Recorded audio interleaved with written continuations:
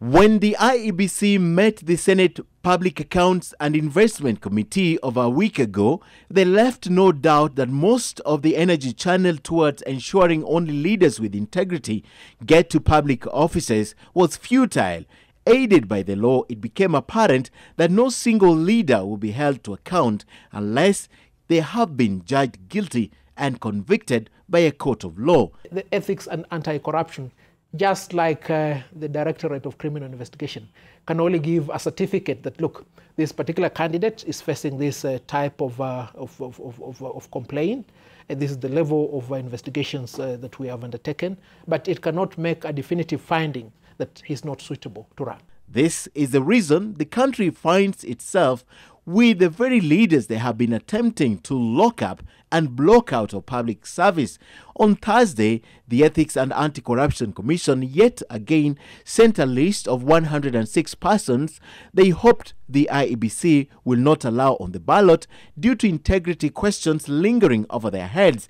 Just over a fortnight ago, a group of NGOs did the same, but the result is disappointing. The IEBC, I think the blame rests on the doorstep of the Ethics and Anti-Corruption Commission, because its constitutional and statutory mandate was to investigate and recommend for prosecution. But more often we have seen this institution does not investigate and recommend for prosecution. It has engaged in a tussle with individuals. I mean, so to speak, with all due respect, it ends up being a ransom or rent-seeking institution.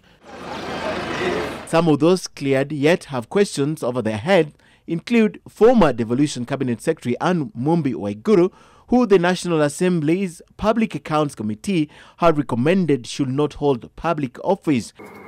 Mombasa Governor Ali Hassan Joho is facing integrity questions surrounding his academic papers. Joho has been cleared. Mike Mbuvi Sonko, cleared to run on the Jubilee ticket in Nairobi, is alleged to have conducted himself indecently in public, alleged to have harassed officials at the Mutwapa Weighbridge and involved in a fight with Nairobi Governor Evans Kidero in the Senate. The Nairobi Governor, Dr. Evans Kidero, has also been cleared to run on an ODM ticket, but he is under investigation for procurement irregularities amounting to 4.6 billion shillings and a 200 million shilling bribe.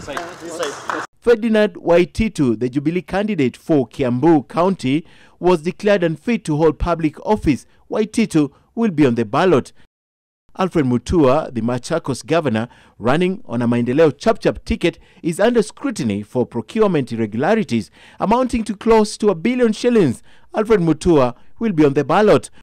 Mwangi Wairia, the governor of Muranga, is mentioned in an EACC report to have allegedly purchased 24 acres of land at 340 million shillings, way above the market rate. He has been cleared to run by the IEBC and will be on the ballot. Former Cabinet Secretary Kazungu Kambi and candidate for governor in Kilifi is said to have engaged in irregular approval of an exaggerated budget of 5.05 billion shillings for the construction of Tasia NSSF Phase 2 project. Kazungu Kambi is on the ballot. Yeah, no, I don't think I'm... Former Chief Registrar of the Judiciary, Gladys Bose-Cholet, who is also a candidate for the position of Woman Representative in Uasin Gishu, was relieved of her duties and faces court charges over procurement irregularities in the purchase of the official residence of the Chief Justice, worth 310 million shillings, among other candidates, has been cleared to run.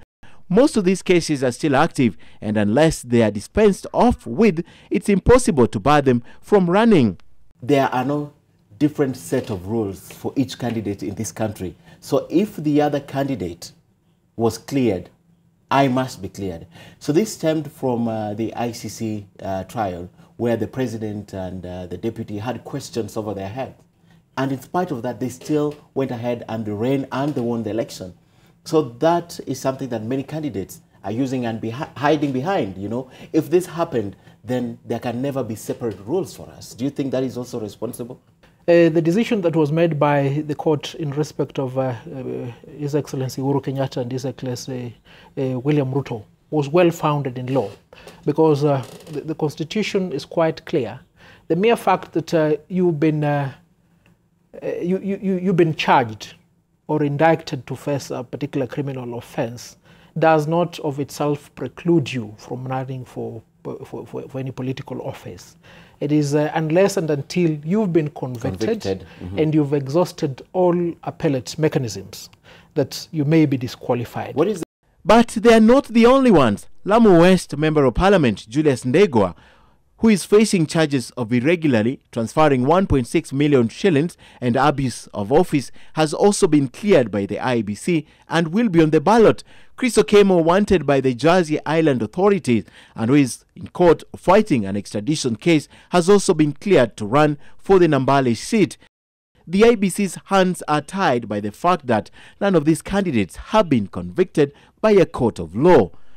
Ken Mijungu, NTV.